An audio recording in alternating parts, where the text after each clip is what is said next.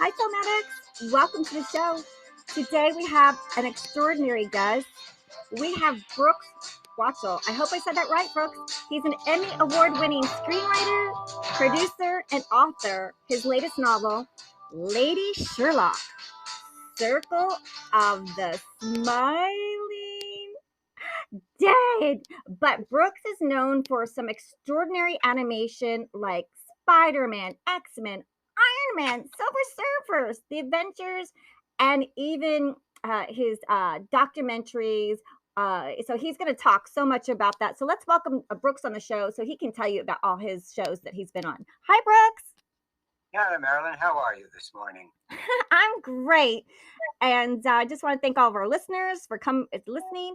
And Brooks, can you let everyone know where you are, where we're recording with you today? I'm in West Hollywood above the Sunset Strip. Oh, I love the Sunset Strip. That's so beautiful. So you probably have a nice view of the city. I have a lovely view of the city, and I enjoy the sun. I enjoy Sunset Strip. I certainly revel every time I'm stuck there in traffic and not moving for an hour. How beautiful the architecture is. Yeah, that traffic on the Sunset Strip. I remember living up Sunset Plaza Drive, and that's the time when I didn't have a car, so I had to walk all the way down that curvy hill. And good exercise. Yes, it was very good exercise. I stayed in good shape. And so Brooks, where did you grow up? Well, I was a Navy brat, or I guess technically a service dependent. So we traveled around a lot.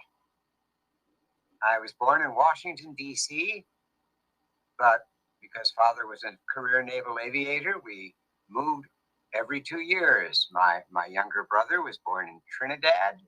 My sister was born in Coronado. We lived in Key West, Pensacola, Carmel Valley, Virginia, New York, and Coronado. Oh, wow. And my father retired while we were in Coronado, and then we moved up to Los Angeles. Yeah. Brooks, we had spoken earlier that we both have the Navy. My father was a Navy pilot, aviator, and so we have that in common. So, Brooks, I want to just you when you were 16 years old, can you share us how you came about making these student films? And one was a Sherlock Holmes spoof done in period. What? Yes, I've always loved period stories. I've always been a Sherlock Holmes fan. And when I was a student at Hollywood High School, I was doing student films. And my friend Kim Traeger and I wrote one called The Ghost of Bloomberry Hill, and we filmed it one summer at the fairly newly opened Hollywood Magic Castle. Milt Larson was kind enough to let these kids in during the day, during the summer, on the provision that we left before the club opened, and we filmed this 16 millimeter Sherlock Holmes spoof. Wow, that's incredible. You guys were filming, or your group of friends were filming at the Magic Castle. Oh, that's so magical, that place. I've been. Mm-hmm. Yeah, I'm sorry, I cut you off. You were going to say. Oh, it's really fun in there, very magical. I was invited by two twins. They were like English with long red curly hair, and they invited me there. It was really fun. Well, we were shooting there, and as I wasn't driving yet, my folks would pick me up. They'd been there once before. They became enchanted, and they joined as non-magician members. I started going in on their number, and eventually I learned magic, became a magician member, and with my good friend Lena Poussette, who's a writer, actress, and a magician, we did a magic act and played the main theater at the Magic Castle many years ago. Wow, you became a magician? What was your magic? Did you have magic tricks? What was your specialty? Mostly I do close-up because it's a lot easier to transport a deck of cards than a large illusion, and cards, unlike doves, don't do messy things in your pocket. Oh, I love that. So I do have a head chopper. So if I need to do some stage type illusions, I have a head chopper. I love that routine. I will caution any beginning magician who does the head chopper, don't do it over carpet. Don't do the head chopper over carpet. Now that just gave my mind like, Wow, you did the head chopper. That's intense. That's a good those kind of tricks are just like, wow, how'd they do that? Very well and carefully, one hopes. And not on the carpet.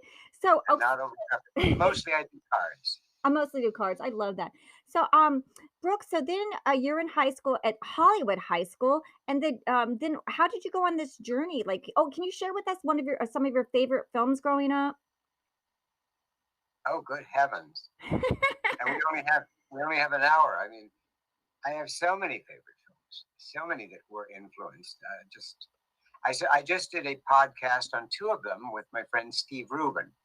He has a pod. If I can plug him, if that's okay. Sure. He has a podcast called Saturday Night at the Movies, and Steve is a film producer, film historian. And we did a podcast talking about the George Pal versions of The War of the Worlds and The Time Machine. Oh, excellent. I love those are two extraordinary films too. They are magnificent films. But one film that had a big influence on me, and I found out had a large influence on many others in my generation, was 20,000 Leagues Under the Sea, the Disney film. Oh yeah. I saw it as a little kid. I was just enchanted by it, entranced by it. And later on, as an adult, I got a model of the Nautilus, Harper Goff's design. And so many friends of my generation in the entertainment industry, when they saw it, said, that was the film I saw as a kid that made me want to go into the movies. Wow. Did you ever go I remember going on there was a ride in Disney World that you could go I went on that ride. I remember that as a little child going in a submarine and then under the water. Well, that was that ride. It was the Disney World version of the Disneyland submarine cruise, but it was themed more where the Disneyland ride is themed toward modern atomic submarines. The Disney World ride was themed as 20,000 Leagues Under the Sea, and the narration had a James Mason sound alike. But what you are too young to remember is that when Disneyland first opened for the first 10, 11 years in Tomorrowland, you could walk through the sets of the Nautilus. They took the sets and made a circular walkthrough. And the big window would open up, and the giant squid was there, and they had some of the miniatures from the movie. And I mean, you could just walk through those incredible sets. When they redid Tomorrowland in the 60s, they demolished all of it, save one piece. Oh man. Well, I was in Florida because I went to University of Florida, so we were in Disney World. So, but so you were because you were in LA and I was in Florida. So, yeah. But I just remember going underwater and looking in the little submarine window. It's the same ride as the Disneyland submarine voyage, and you aren't actually underwater. You're in a deep hull ship. They don't submerge, but it's a cool ride. And the one piece that they saved is still in Disneyland. And that was the keyboard and casing of Captain Nemo's organ. And that can be found in the Haunted Mansion's ballroom. The ghost playing the organ is playing Captain Nemo's organ, not the pipes, but the organ itself. Oh, that's kind of twisted. A bit of useless trivia for you. Oh, but that's really interesting. So so 20,000 Leagues Under the Sea was your inspiration, and then did you go to college, or how did you did the Sherlock Holmes movie? I was a little kid. That's what got me started. But there were many other movies that affected me. Yeah. Do you have a favorite Criterion movie that you love? Oh God, so many. I mean, you can't name one. You know, by the way, the Criterion new Blu-ray of War of the Worlds is just fantastic. It's the closest you're going to get to seeing what it looked like in Technicolor. So many films. Films that made you think, like some of the Stanley Kramer films, Inherit the Wind, Judgment at Nuremberg, On the Beach. Stylized films like Joseph von Sternberg's The Scarlet Empress. I loved horror movies like the original Dracula and Frankenstein. Historical movies like A Night to Remember about the Titanic. Just so many great films. It's a mad world in The Great Race. Two very funny comedies. Oh yeah. And then how did you start like writing, producing, and directing? Did you go off to college? Did you? I think I always knew I wanted to do that from the time I was a kid, and so I started doing student films. I did take filmmaking in college, but I think it was just doing the student films and transitioning. When I was in my 20s, we actually got a feature going. It had a rough history and never really got a full release, but I did a feature called The Goddess of Death, which I'm hoping to actually get out there now that there's more markets. Even though it's an older movie, it's a period piece, so it doesn't show so much. And I did that film, and it was because of never getting out and release and life. I went in 1 year from motion picture writer director to all-night part-time answering service operator, which was a rather severe career adjustment. And eventually, I started writing and trying to sell scripts, and I had an agent that sent my work over to Filmation Studios. Now, I'd already had a taste of animation because right out of high school, I draw, and I briefly did storyboards on Filmation's Star Trek. Oh, incredible. You worked on Star Trek? That's amazing. The animated series, very briefly. But I started doing storyboards, and my late friend, a wonderful artist named Sherman Labby, would, through the years, if he heard of a storyboard job he didn't want to do, would throw it my way. So I did storyboards for commercials and movies, and I think I did the beginning of Rage in Harlem. I storyboarded. So I'd done storyboards. But anyway, this agent sent a feature script of mine over to Filmation. They were planning to remake Pinocchio, and this was the very beginning of the VHS era. And I thought that was a tremendously dumb idea. I mean, you're not going to compete with Disney's Pinocchio, one of the great films of all time. But I had a meeting there. I met with a guy named Robbie London. And while they didn't hire me, he sent my script over to the episodic people. And they were doing a show called Filmation's Ghostbusters, not based on the movie,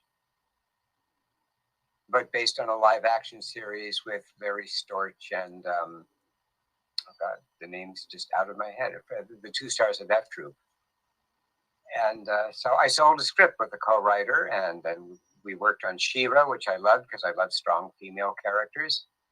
My co-writer decided he didn't want to do it anymore. Robbie London went to a studio called Deke, which was doing a ton of shows. He called me and said, here's the names of a bunch of showrunners, story editors. Tell them I told you to call. He was an exec. They took my call, and I started selling scripts to a show called Dinosaurs. And from there, I just started doing more and more animation. Dinosaurs, I love it.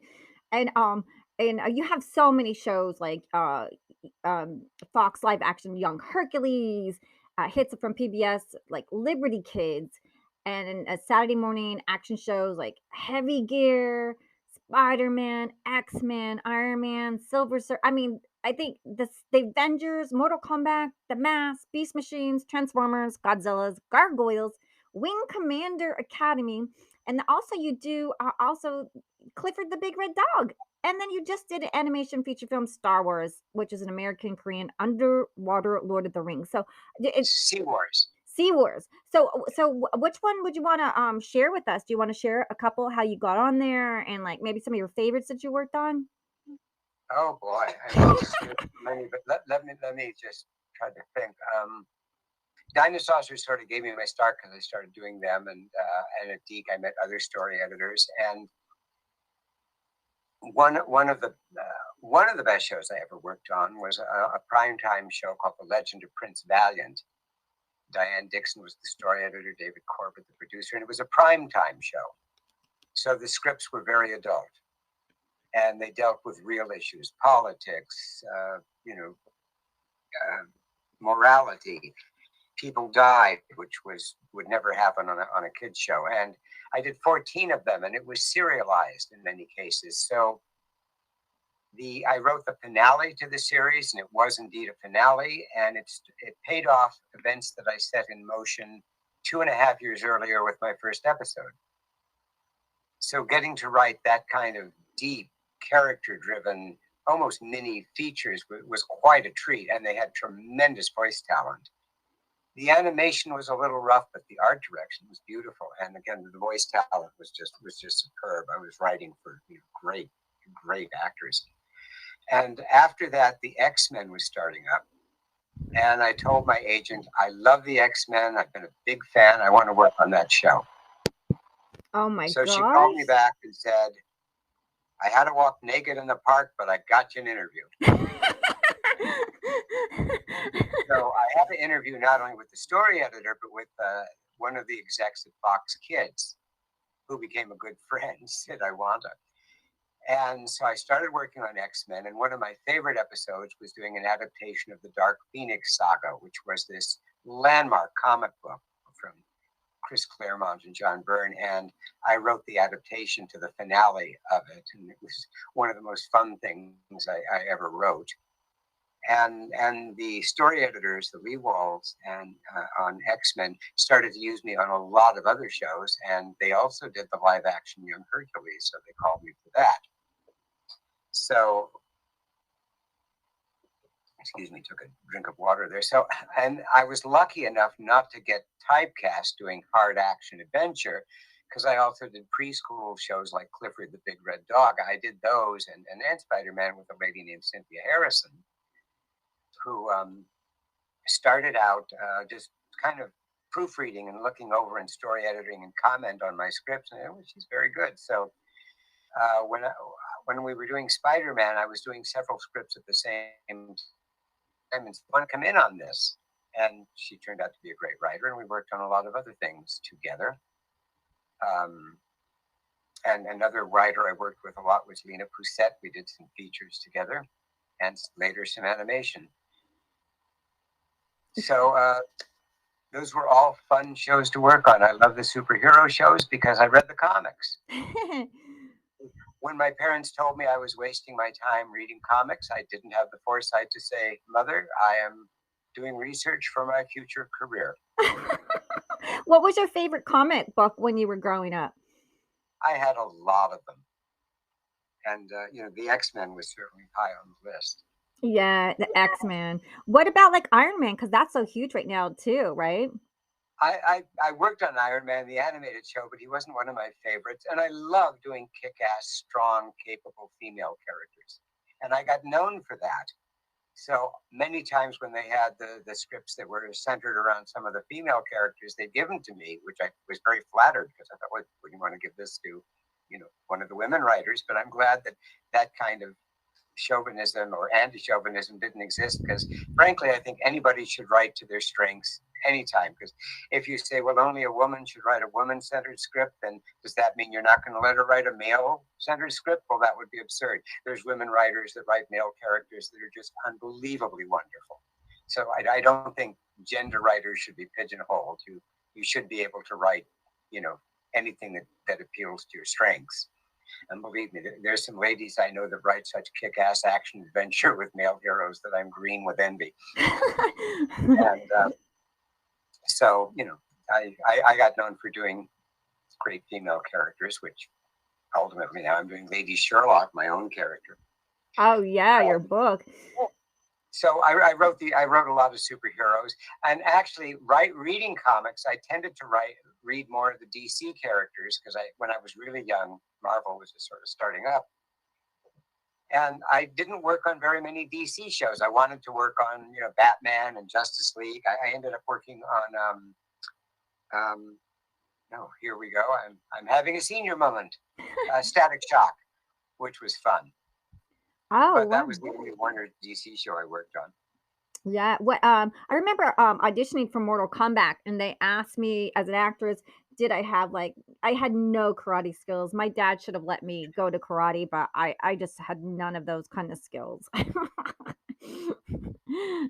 And did how was working on the Avengers? Did you have a good time with that one? That was an interesting show, because that version of the Avengers, most of the big name Avengers, had been licensed out, so they were kind of the second stringers. The second stringers. and on that show, they wanted to use Kang. We used Kang the Conqueror as a villain, who I think is going to be in one of the movies. And there's a character called Falcon. Now, one of the sponsors of that show was a toy company, and they had a Falcon mobile. So I was ordered to put the Falcon mobile in the show, and I'm going, this character's main power is that he flies, and you want me to have him in gridlock. On the Sunset Strip, right? Right, Central Park. So anyway, so they said, yes, you got to use the toy. This happened a lot. So I have him drive up, drive the Falcon, drives up to Central Park, and the first thing I had Ken do is obliterate his car. Well, later they changed it, and I don't think the Falcon Mobile ended up in the episode, but you did get a lot of that.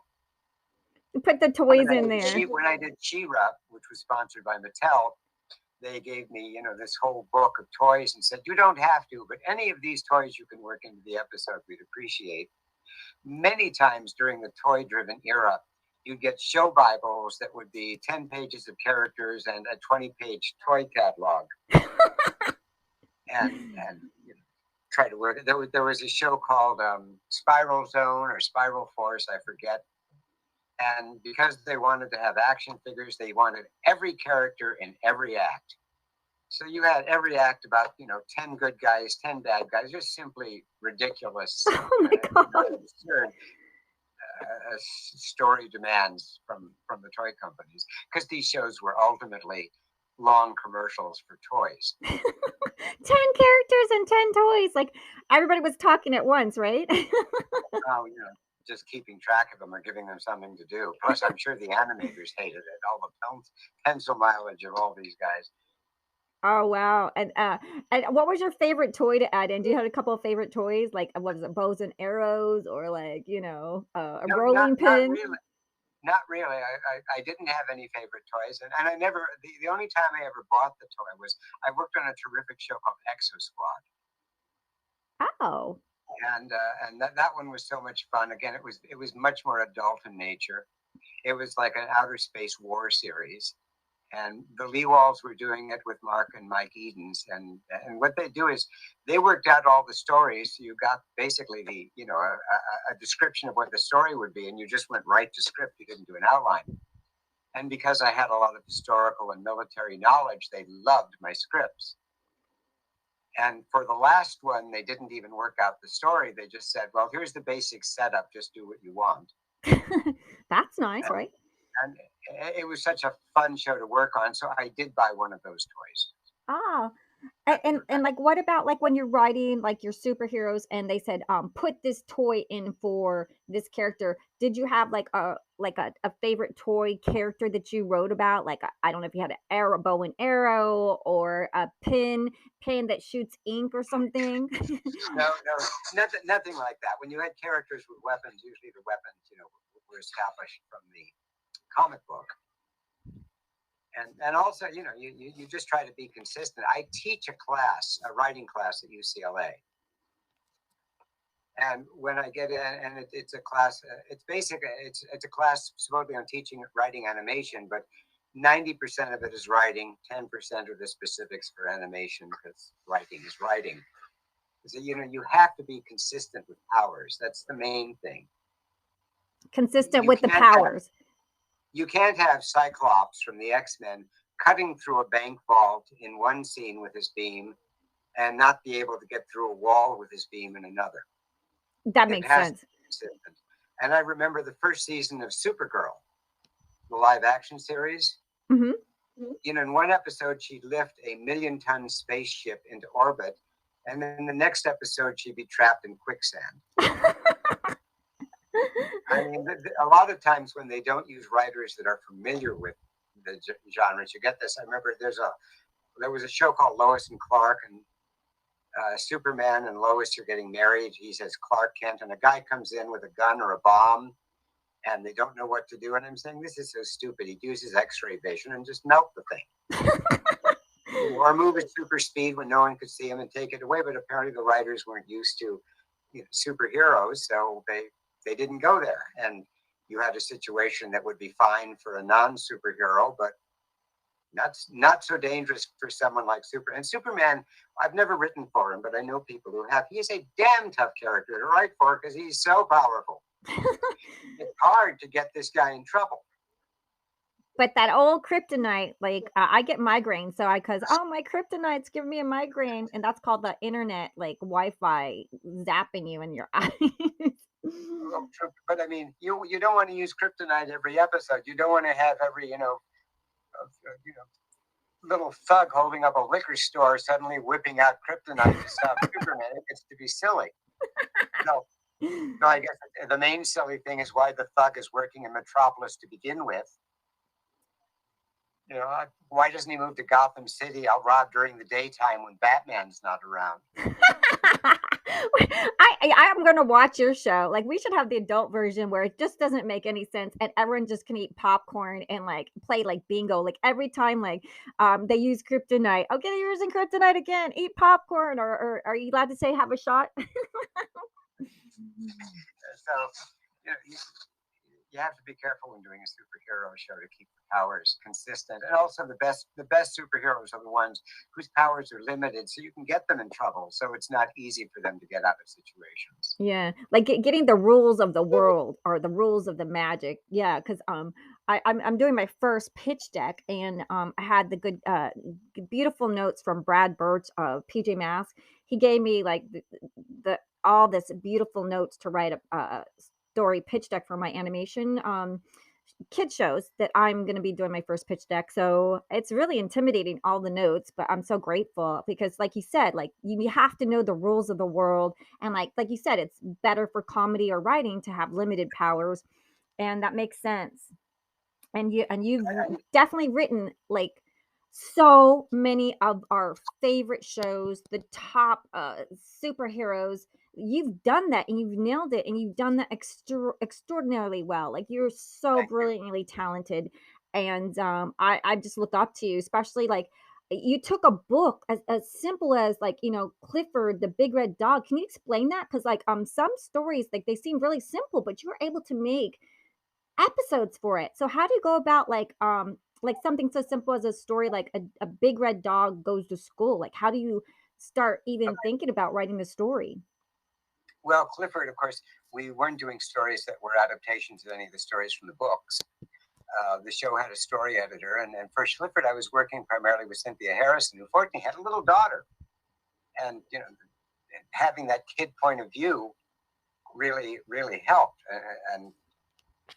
and so we would just pitch stories. And writing preschool is, on one hand, very simple, and on the other hand, very hard, because you have to keep it so simple that it's difficult. Because if you complicate it, the kids won't get it. So you have to write where a preschool kid is going to understand the story. And that doesn't mean you talk down to them, because nothing turns off kids faster than thinking they're being talked down to. I mean, their bullshit meter just goes into overdrive, and they will tune you out. They may not be experienced, but they're not stupid. So we pitched stories, and one of them, one of that I loved, it involved Cynthia's daughter was named Katie, so we had a little character named Cakey, who was this little baby puppy, and two of the other dogs had to babysit Cakey and were just exhausted by it. But they promised her something, and they had to deliver on the promise, even though there was a huge temptation not to. So it was a great story about trying to keep this little kid in check, and at the same time living up to a promise you made. Oh, that's really beautiful. And as Robert Service said, a promise made is a debt unpaid. oh, I love that. And with that, we're gonna invite everyone to come back to part two because we have so much more. Brooks Wachtel, he has over 85 episodes of dramatic television, and we want to get to his directing and his documentaries for the History Channel. We want to get to his movie he just directed and his book. So please come back to part two. Thank you for listening. We'll come back for part two.